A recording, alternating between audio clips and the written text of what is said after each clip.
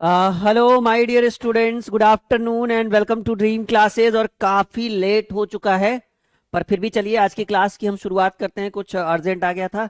कोई नहीं, बच्चा लोग हमारे साथ जल्दी जल्दी से जुड़ेंगे आज की इस स्पेशल लाइव क्लास में। और पहली बार हम क्लास 10th के बच्चों के लिए लाइव क्लास लेकर आए हैं, तो बच्चे फटाफट हमारे साथ जुड़ेंगे, कनेक्ट होंगे। फटाफट आप सभी लोग हमारे साथ जुड़ जाइए, कनेक्ट हो जाइए आज की इस स्पेशल लाइव क्लास में। Very good afternoon. और आज पहली बार क्लास 10th का क्लास हो रहा है, जब जैसा कि पता है कि यहाँ पे कंटिन्यू क्लास 12th के बच्चों के लिए जो भी क्लासेस करवाई जाती है।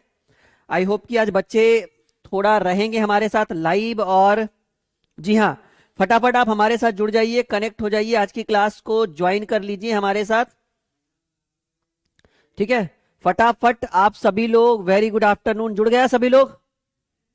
ऑडियो वीडियो क्लियर है? एक बार बताएगा सभी लोग, बच्चा बाड़ी। ऑडियो वीडियो क्लियर है? ऑडियो वीडियो क्लियर है? जल्दी बताओ। ऑडियो वीडियो क्लियर है? जल्दी बताओ सभी लोग, फटाफट जुड़ो ताकि आज की क्लास की हम शुरुआत कर सकें। फटाफट बोलो, ऑडियो वीडियो क्लियर है? तो आज मोस्ट वीबीआई एमसीक्यूज हम आपके लिए लेकर आए हैं क्लास 12th के बच्चों के लिए।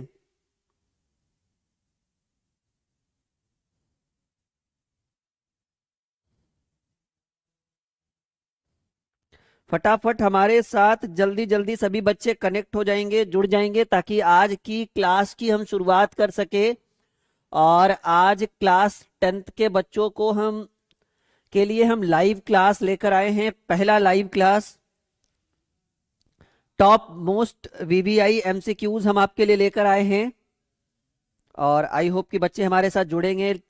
काफी लेट हो चुका है, पर फिर भी चलिए शुरुआत करते हैं आज की क्लास की। और कहा गया है कि मंजिल यूं ही नहीं मिलती राही को, मंजिल यूं ही नहीं मिलती राही को, जुनून सा दिल में जगाना पड़ता है। और पूछा गया चिड़ियों से कि घोंसला वो कैसे बनाते हैं, तो उन्होंने कहा कि तिनका तिनका उठाना पड़ता है। क्या करना पड़ता है बच्चा बाड़ी? तिनका तिनका उठाना पड़ता है। और इन्हीं चंद लफ्जों के साथ आज हम अपनी क्लास की शुरुआत करते हैं। और बहुत कम बच्चे हमारे साथ जुड़े हैं। जी हाँ, सभी बच्चे जुड़िए फटाफट। बहुत कम बच्चे हमारे साथ जुड़े हुए हैं, फटाफट जुड़िए, ज्वाइन करिए आज की इस स्पेशल लाइव क्लास को। ये पहला क्लास 10th के बच्चों के लिए पहला लाइव क्लास है। अगर आज ऑडियंस बहुत ज्यादा है, अगर आज भीड़ होगी, तो अगले दिन कंटिन्यू आपके लिए 10th की क्लासेस हम लेकर आए हैं। चलिए बताइए, पहला सवाल कि निकट दृष्टि दोष के उपचार के लिए किस प्रकार के चश्मे का प्रयोग किया जाता है। सबसे महत्वपूर्ण सवाल क्लास 10th के बच्चों के लिए कि निकट दृष्टि दोष के उपचार के लिए किस प्रकार के चश्मे का प्रयोग किया जाता है, व्यवहार किया जाता है। चार विकल्प आपके स्क्रीन बोर्ड के ऊपर। जी हाँ, ये क्लास 10th के बच्चों के लिए है। चलिए बताइए, निकट दृष्टि दोष के उपचार के लिए किस प्रकार के बड़े चश्मे का प्रयोग किया जाता है। चलो फटाफट आंसर दो जी। निकट दृष्टि दोष के उपचार के लिए किस प्रकार के चश्मे का प्रयोग किया जाता है?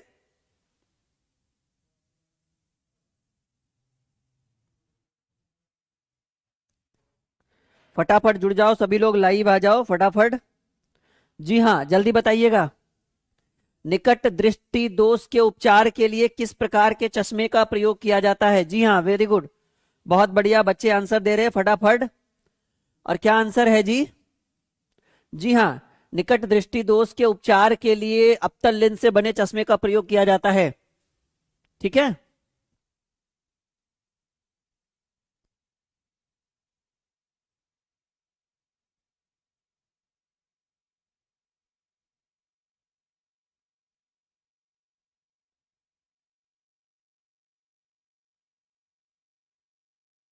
चलिए, निकट दृष्टि दोष के उपचार के लिए किस प्रकार के चश्मे का प्रयोग किया जाता है, सॉरी, किस प्रकार के लेंस का प्रयोग किया जाता है? अप्तल लेंस का प्रयोग करेंगे निकट दृष्टि दोष के उपचार के लिए।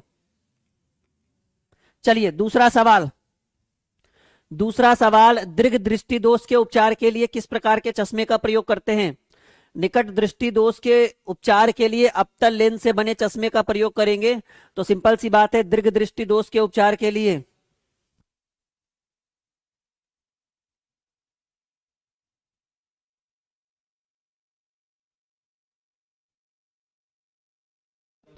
बताइएगा, दीर्घ दृष्टि दोष के उपचार के लिए किस प्रकार के चश्मे का प्रयोग करेंगे? जी हाँ, निकट दृष्टि दोष के उपचार के लिए अवतल लेंस के चश्मे का, तो दीर्घ दृष्टि दोष के उपचार के लिए उत्तल लेंस से बने चश्मे का प्रयोग किया जाता है। बहुत बढ़िया, वेरी गुड। ओहो, ये समतल है, नहीं नहीं उत्तल होगा, मैंने बोला तो उत्तल ही था लेकिन समतल पे बाय मिस्टेक टिक लग गया। तो दीर्घ दृष्टि दोष के उपचार के लिए उत्तल लेंस से बने चश्मे का प्रयोग करेंगे। तीसरा सवाल, सरल सूक्ष्मदर्शी में किसका प्रयोग किया जाता है? तीसरा सवाल, सरल सूक्ष्मदर्शी में किसका प्रयोग किया जाता है? जल्दी बताइए, फटाफट आज आंसर करेंगे। सरल सूक्ष्मदर्शी में किसका प्रयोग किया जाता है जी? सरल सूक्ष्मदर्शी में किसका प्रयोग करेंगे? जल्दी से आंसर बताइएगा। सरल सूक्ष्मदर्शी में किसका प्रयोग किया जाता है? जी हाँ, राइट आंसर है सर, सरल सूक्ष्मदर्शी में उत्तल लेंस का प्रयोग करेंगे। किसका करेंगे? उत्तल लेंस का प्रयोग करेंगे। बहुत बढ़िया, फटाफट थोड़ा आंसर दीजिएगा जल्दी जल्दी से। सरल सूक्ष्मदर्शी में उत्तल लेंस का प्रयोग करेंगे जी। अच्छा, जूम बहुत ज्यादा है, कोई बात नहीं, कम कर देंगे। क्वेश्चन नंबर चौथा, कि अवतल लेंस का आवर्धन, आवर्धन को हम किस चीज से डिनोट करते हैं? आवर्धन को यम से डिनोट किया जाता है जी। सवाल आपसे पूछा गया है कि अवतल लेंस का आवर्धन जो होता है वो म्यू बताइएगा, क्या होगा? सॉरी, आवर्धन यम बताइएगा। अवतल लेंस का आवर्धन यम बराबर क्या होता है जी? तो अवतल लेंस का आवर्धन यम बराबर जो होता है वो होता है यू बटे वी, सॉरी वी बटे यू। क्या होगा जी? वी बटे यू। अवतल लेंस का आवर्धन जो एम होता है, M is equal to V by U. This is the right answer of this question. ठीक है, बहुत बढ़िया, वेरी गुड। पांचवें सवाल की ओर चलते हैं, फटाफट करते हैं एकदम, ठीक है, गति में। पांचवा सवाल कहता है कि कांच या पानी में प्रकाश का वेग क्या होता है? कांच या पानी में प्रकाश का वेग क्या होता है? कांच या पानी में अगर हम प्रकाश को प्रकाश को अगर ले जाते हैं तो उसके वेग पर क्या इफेक्ट पड़ेगा जी? तो कांच या पानी में प्रकाश का वेग घट जाता है। कांच या पानी में प्रकाश का वेग क्या होता है जी? बहुत बढ़िया, 5 का बी, 5 नंबर क्वेश्चन का राइट आंसर बी होगा कि कांच या पानी में प्रकाश का वेग जो है वो घट जाता है, कम हो जाता है जी। कांच या पानी में प्रकाश का वेग कम जाता है या घट जाता है? ठीक है, बहुत बढ़िया, आगे बढ़े। कांच या पानी में प्रकाश का वेग कम जाता है या घट जाता है, जो भी कहिए। सोलर कुकर में प्रयोग किया जाता है। किस प्रकार के दर्पण का प्रयोग हम सोलर कुकर में करेंगे? बताइएगा। सोलर कुकर में प्रयोग किया जाने वाला दर्पण बताइए, किस प्रकार के दर्पण का प्रयोग सोलर कुकर में करेंगे? छठा सवाल बताइएगा, राइट आंसर क्या होगा? फटाफट आंसर दो।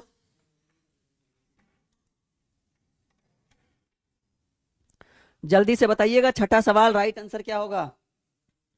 सोलर कुकर में किस प्रकार के दर्पण का प्रयोग किया, सोलर कुकर में किसका प्रयोग किया जाता है? तो सोलर कुकर में अवतल दर्पण का प्रयोग करेंगे।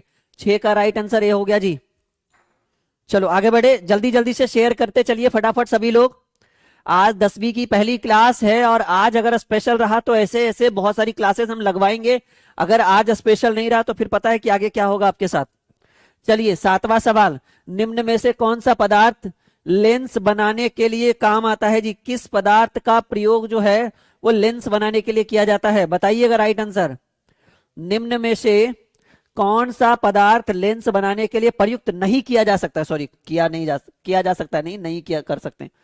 किस पदार्थ का प्रयोग हम लेंस बनाने में प्रयुक्त नहीं करेंगे? चलिए बताइएगा। क्वेश्चन नंबर 7, कौन से पदार्थ का प्रयोग जो है वो लेंस बनाने में प्रयोग नहीं होता है? सबको पता है कि सर मिट्टी का प्रयोग लेंस में कहां से आएगा? बहुत सारे बच्चे बहुत स्लो आंसर दे रहे हैं, फास्ट आंसर दो जी। गति लाओ, कौन से पदार्थ जो है वो लेंस बनाने के लिए प्रयुक्त नहीं किया जाता है? मिट्टी का प्रयोग लेंस बनाने के लिए नहीं करेंगे। गोलीय दर्पण का फोकसांतर एवं वक्रता त्रिज्या के बीच संबंध बताइए। गोलीय दर्पण का जो फोकसांतर है और उसकी जो वक्रता त्रिज्या है उसके बीच रिलेशन ये होगा कि वक्रता त्रिज्या जो है वो आर होगा 2f के बराबर होगा। R is equal to 2f, ये है रिलेशन जी। गोलीय दर्पण में फोकसांतर एवं वक्रता त्रिज्या के बीच संबंध कहता है कि R is equal to 2f। बहुत बढ़िया, चलो आगे बढ़ते हैं।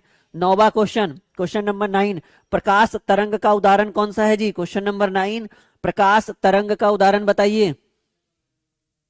क्वेश्चन नंबर 9, प्रकाश तरंग का उदाहरण क्या होगा? सर प्रकाश तरंग का उदाहरण जो है वो परावैगनी किरणें हैं। बहुत सारे बच्चे हमारे साथ जुड़े हुए हैं, पप्पू कुमार, अविनाथ, केजीएल, अफसारा, टेंट हाउस जो भी हैं, ठीक है, सभी का ड्रीम क्लासेस में स्वागत है, वेलकम है, हार्दिक अभिनंदन है बच्चा पार्टी। चलो 10वें सवाल की ओर कि सर्च लाइट का प्रावर्तक सतह जो है वो कौन सा दर्पण कहलाता है? सर्च लाइट का प्रावर्तक सतह, क्वेश्चन नंबर 10, सर्च लाइट का प्रावर्तक सतह जो है भाई, सर्च लाइट का प्रावर्तक सतह जो है वो अवतल दर्पण जैसा काम करता है जी। सर्च लाइट का प्रावर्तक सतह जो होता है वो कैसा होता है? वो अवतल दर्पण जैसा होता है। कैसा होता है? सर्च लाइट का प्रावर्तक सतह जो होता है वो अवतल दर्पण जैसा होता है। 10 का राइट आंसर 2 हो गया। चलिए 11वें नंबर सवाल की ओर रुख करते हैं। 11वां नंबर क्वेश्चन कह रहा है कि टिंडल प्रभाव प्रकाश की कौन सी परिघटना को प्रदर्शित करती है? टिंडल प्रभाव, टिंडल प्रभाव, जल्दी जल्दी से आंसर दीजिएगा। टिंडल प्रभाव प्रकाश की कौन सी परिघटना को प्रदर्शित करती है? प्रकाश का प्रकीर्णन। प्रकाश का प्रकीर्णन जो है ये टिंडल प्रभाव प्रदर्शित करती है। टिंडल प्रभाव प्रकाश की कौन सी परिघटना को प्रदर्शित करती है? प्रकाश का प्रकीर्णन। 11 का राइट आंसर डी हो गया। चलो फटाफट आंसर दो। चलिए 12वें सवाल की ओर आते हैं कि किसी अंतरिक्ष यात्री को आकाश कैसा प्रतीत होता है? सबसे हल्का सवाल कि सर किसी अंतरिक्ष यात्री को आकाश जो है वो कैसा प्रतीत होगा? काला प्रतीत होगा। 11 का राइट आंसर, 12 का राइट आंसर ये हो गया। किसी अंतरिक्ष यात्री को आकाश जो है वो काला दिखेगा। 12 का ये। आगे बढ़ते हैं, फटाफट करते चलते कि प्रकाश की चाल अधिकतम होती है किस माध्यम में? बहुत बेहतरीन सवाल। प्रकाश की चाल जो है वो प्रकाश की चाल अधिकतम होती है किस माध्यम में? 13वां सवाल, बहुत बेहतरीन और आसान सवाल कि सर प्रकाश की चाल जो है वो अधिकतम होगी वो हवा में होगी। 13 का राइट आंसर ये हो गया। जल्दी जल्दी से शेयर करिए, बहुत कम टाइम में बहुत सारे क्वेश्चंस को हम सॉल्व कर देंगे, ठीक है। चलिए 14वें नंबर क्वेश्चन कि सौर सेल बनाने के लिए किस धातु का प्रयोग किया जाता है? सौर सेल बनाने के लिए किस धातु का प्रयोग करेंगे? भाई सौर सेल बनाने के लिए हम सिलिकॉन का प्रयोग करते हैं। किसका करते हैं? सिलिकॉन का प्रयोग करते हैं। सौर सेल बनाने के लिए किस धातु का प्रयोग किया जाता है? 14 का राइट आंसर डी हो गया। That's right answer, silicon is the right answer of this question. बहुत बढ़िया, जल्दी जल्दी से शेयर करते चलिए। आज पहला क्लास है 10th का। मुझे पता है कि बहुत कम बच्चे जुड़े हैं, जैसा कि पता है कि 12th में एक बार में 250, 300, 400 बच्चे लाइव होते हैं और यहां मात्र उसका 10% भी सही से लाइव नहीं है। तो मुझे पता है क्योंकि आज पहली बार 10th की क्लास हो रही है ड्रीम क्लासेस में, बहुत दिनों बाद। तो बच्चे भाई नए नए अभी फॉलोअर्स अभी जुड़ेंगे हमारे साथ। कम से कम ये क्लास करवाने का मेन पर्पस ये था कि बच्चों को लगे कि हाँ यहाँ पे 12th के साथ साथ 10th भी होता है। जैसा कि पता है कि 12th में 250, 300 बच्चे लाइव रहते हैं, इसमें कोई डाउट नहीं है। अभी कितने? मात्र 20 से 30 बच्चे। तो ये एक छोटा सा पहल है 10th वाले बच्चों के लिए। अब आपके ऊपर डिपेंड करता है कि आप चाहते हैं कि आपके तरह 12th की तरह भी यहाँ पे 10th के भी ऑडियंस आ जाए, तो और इस हम कंटिन्यू कंटेंट आपके लिए प्रोवाइड करें, तो जरूरी है क्वेश्चन वीडियो को शेयर करना और लाइक करना। बताइए जी, पवन चक्की के उपयोगी ऊर्जा प्राप्त करने के लिए पवन चक्की का न्यूनतम वेग जो होना चाहिए, वेलोसिटी जो होना चाहिए, वो क्या होना चाहिए? अच्छा छोटा करे, नहीं दिख रहा है भाई, छोटा कर दिए पप्पू, पप्पू प्यारे, बताओ राइट आंसर क्या होगा? Question number 15, what is the right answer of this question? देखो पप्पू प्यारे कि भाई पवन चक्की के उपयोगी ऊर्जा प्राप्त करने के लिए पवन चक्की का न्यूनतम वेग जो होना चाहिए वो 15 किलोमीटर प्रति घंटा होना चाहिए। This is the right answer of this question. ठीक है जी पप्पू, आगे बढ़ते हैं। 16वां सवाल कि बायोगैस का के मुख्य अवयव कौन है? ये CO2 है, carbon dioxide, CH4 methane, then H2 and H2S hydrogen sulphide. What is the right answer of this question? Question number 16, 4 विकल्प आपके स्क्रीन बोर्ड के ऊपर। बायोगैस के मुख्य अवयव बताइए। 16वां सवाल, बायोगैस के मुख्य अवयव। तो भाई बायोगैस के मुख्य अवयव जो होते हैं वो CH4 methane. This is the right answer of this question. बहुत बढ़िया, 16 का राइट आंसर बी हो गया। 16 का राइट आंसर बी। अगले क्वेश्चन की ओर बढ़ते हैं, बिल्कुल टाइम वेस्ट नहीं करना है। पृथ्वी पर ऊर्जा का सबसे विशाल स्रोत, सबको पता है कि पृथ्वी पर ऊर्जा का सबसे विशाल स्रोत क्या है? सूर्य है जी। इसमें नाभिकीय संलयन अभिक्रिया होती है और हमें जो है वो विटामिन डी प्राप्त होता है। बहुत बढ़िया, वेरी गुड। 17 का राइट आंसर कि पृथ्वी पर ऊर्जा का सबसे विशाल स्रोत जो है वो सूर्य है। This is the right answer of this question. आगे बढ़ते हैं। क्वेश्चन नंबर 18 की वाहनों में ईंधन के रूप में प्रयोग होता है, बताएंगे राइट आंसर क्या होगा? वाहनों में ईंधन के रूप में प्रयोग होता है? भाई वाहनों में ईंधन के रूप में प्रयोग होता है पेट्रोल, प्राकृतिक गैस, दोनों या इनमें से कोई नहीं। 18वां सवाल, सबको पता है कि सर वाहनों में ईंधन के रूप में प्रयोग तो हम एक ही चीज कर सकते हैं, पेट्रोल कर सकते हैं, प्राकृतिक गैस तो हो नहीं सकता। चलो आगे बढ़े। बिल्कुल सर, कमेंट करने पर नहीं दिख रहा है भाई, वो आपके अंदर का प्रॉब्लम होगा, फोन का प्रॉब्लम। चलो अगला सवाल, ट्रैफिक सिग्नल अथवा खिलौनों में किस सेल का उपयोग करते हैं? बढ़िया सवाल है ये, 19 नंबर क्वेश्चन, बताइएगा जी। ट्रैफिक सिग्नल, ट्रैफिक सिग्नल मतलब जो लाइट वगैरह ग्रीन ब्लू रेड होते रहता है उसमें, और खिलौनों में भाई ट्रैफिक सिग्नल और खिलौनों में सौर सेल का प्रयोग करेंगे। This is the right answer of this. आज की ऑडियंस क्राउड जो है वो डिपेंड करेगी कि कल 10th का क्लास होगा या नहीं। मतलब आप चाहते हैं कि कल 1 बजे फिर से राहुल सर लाइव आए, आज मैं लेट हूं इसके लिए सॉरी, मैं मानता हूं। कल से अगर आप चाहते हैं कि फिर से हम लाइव आए, वो भी 10th वाले बच्चों के लिए, तो इस वीडियो को शेयर करना वो आपकी जिम्मेदारी है, आपका जो है परम कर्तव्य है। क्योंकि यहाँ पे तो 12th होता है लेकिन हम 10th के लिए पहल कर रहे हैं। अब डिपेंड करता है आपके ऊपर, अगर आप शेयर करेंगे तो हम अगले दिन लाइव रहेंगे, बहुत सारे व्यूज आएंगे अभी से लेकर कल तक, तो ऑब्वियसली हम कल लाइव रहेंगे, पूछने की बात ही नहीं है। क्योंकि भाई जहां पे डिमांड है वहीं पे हम पहुंचते हैं, अगर आपके थ्रू हमारी डिमांड है तब हम आएंगे, नहीं तो फिर नहीं आएंगे कल से। यानी डिपेंड करता है कि आज आप वीडियो को शेयर करते हैं, लाइक करते हैं, चैनल को सब्सक्राइब करते हैं, और आज से कल दोपहर 1 बजे तक आपके ऊपर डिपेंड करता है कि आप कितने बच्चों को जोड़ पाते हैं इस वीडियो में, तभी हम कल लाइव आएंगे। मिनिमम 1000-2000 कम से कम उतना तो होना चाहिए। अगर काउंटिंग में हुआ तो मजा नहीं आएगा फिर, ठीक है।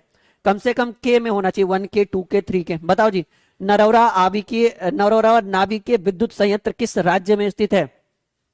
नरौरा नरौरा नाभिकीय विद्युत संयंत्र किस राज्य में स्थित है? बहुत बेहतरीन सवाल। नरौरा नाभिकीय विद्युत संयंत्र किस राज्य में स्थित है?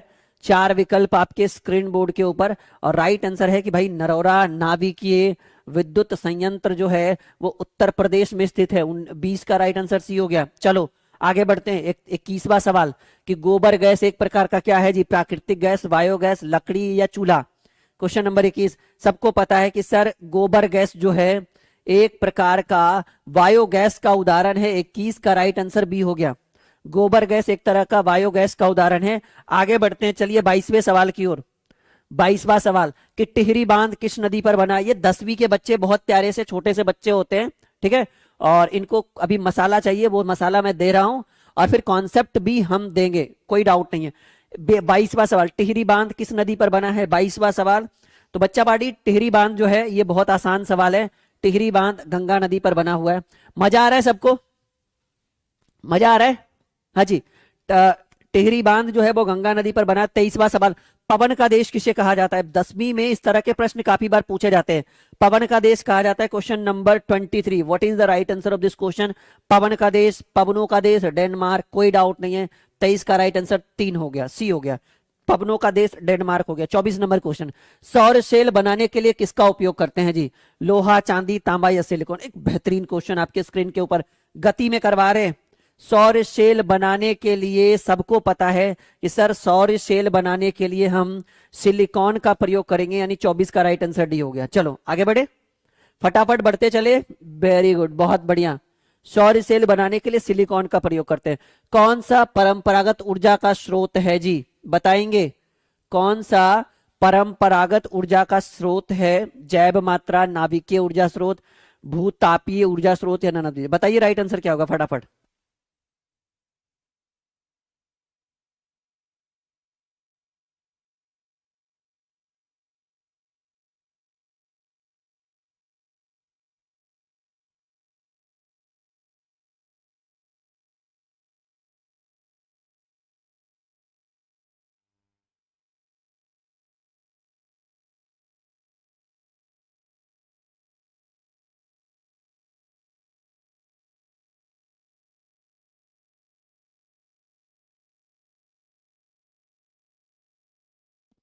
चलो बताओ जी, कौन सा परंपरागत ऊर्जा का स्रोत है? Question number 25।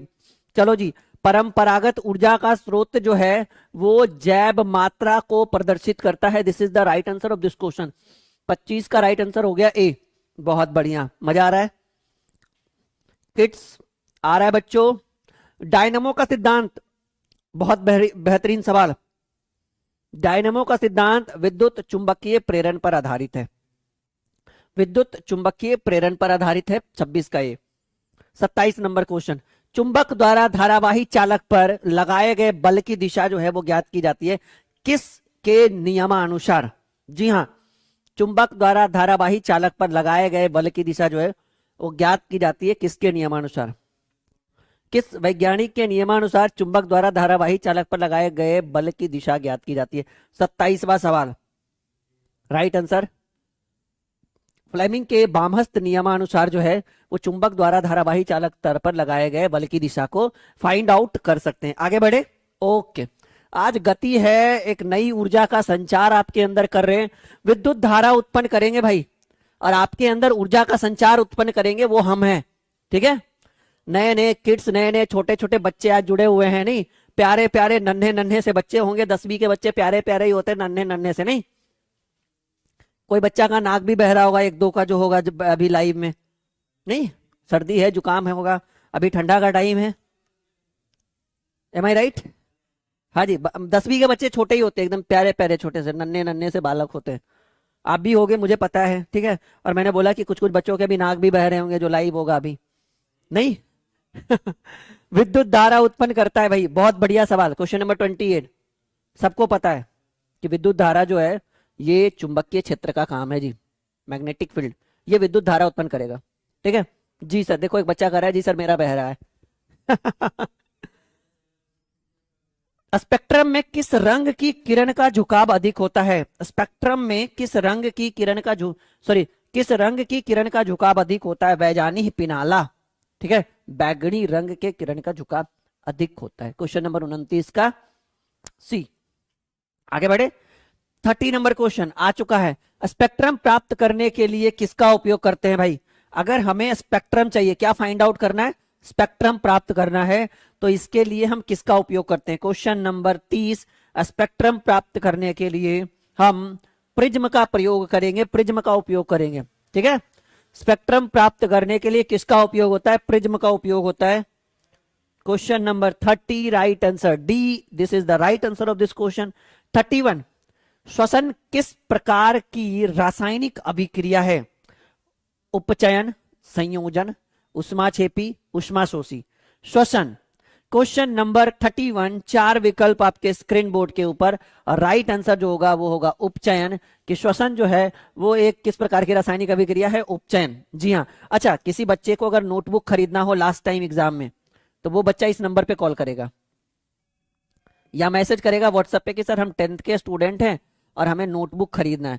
बस कुछ नहीं लग रहा है, अभी 349 में पूरे 6 सब्जेक्ट का objective, subjective, long, short, previous years, model set, test series.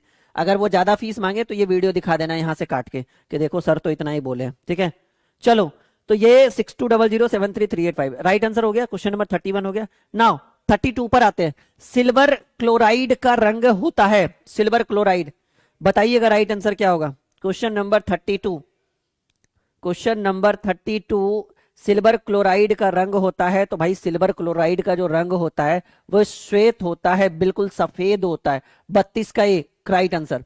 Silver chloride का रंग क्या होगा? 32 का राइट आंसर ये होगा। 33, एलपीजी से गैस रिसाव किसके द्वारा हम पता कर सकते हैं? एलपीजी से, लिक्विड पेट्रोलियम गैस, जैसे कि आपको पता है कि एलपीजी का फुल फॉर्म क्या होगा? लिक्विड पेट्रोलियम गैस से, एलपीजी से गैस रिसाव का पता किसके द्वारा कर सकते हैं हम? किसके द्वारा कर सकते हैं जी?